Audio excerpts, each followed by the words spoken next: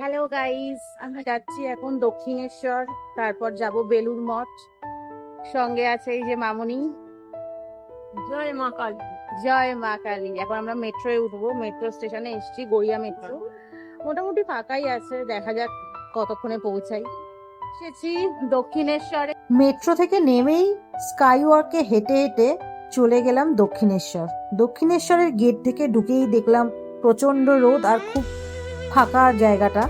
তো দক্ষিণেশ্বরের মন্দিরের ভেতরে যেহেতু কোনো ফোন বা ক্যামেরা অ্যালাউ নেই, তাই জন্য বাইরেই সমস্ত জিনিসপত্র রেখে আমরা সুন্দর করে পুজো দিয়ে বেরিয়ে পড়লাম খাওয়া দাওয়ার জন্য। পাশেই ছিল লোকনাথ হোটেল, সেখানে বসে কচুরি আর ছোলার ডাল দিয়ে আমাদের পেট পুজোটা সেরে নিলাম। যাচ্ছি আমরা জেটি পার করে বেলুড় মঠে। সুন্দর এখানকার ওয়েদার, এই দেখো ওয়েদার অলরেডি আমাদের মেঘলা হয়ে গেছে, দুপাশে জল, মাঝখানে আমরা। মাথা পিছু আমাদের জেটিতে ভাড়া নিয়েছিল 11 টাকা করে। জেটিতে উঠে পড়লাম, খুব সুন্দর মনোরম পরিবেশের সাথে আমরা জেটিতে ভাসতে শুরু করলাম।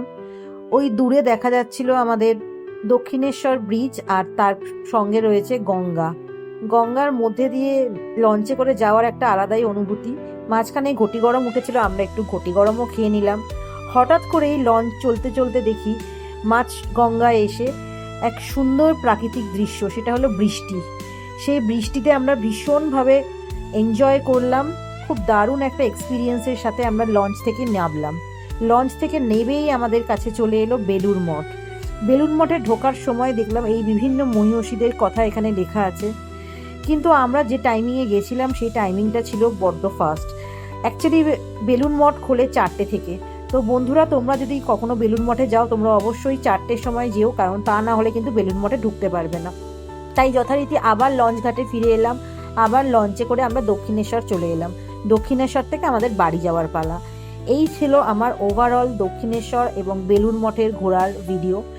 আমার এই মিনি ব্লগটা তোমাদের কেমন লাগলো তোমরা কিন্তু আমাকে জানিও, আর তোমরা কারা দক্ষিণেশ্বর বেলুড় মঠ ঘুরেছো সেটাও আমাকে কমেন্ট করে জানিও। আজকের মতো আমার এই ব্লগটা এই পর্যন্তই। দেখা হচ্ছে অন্য কোনো ভিডিওয়ে অন্যভাবে। টাটা।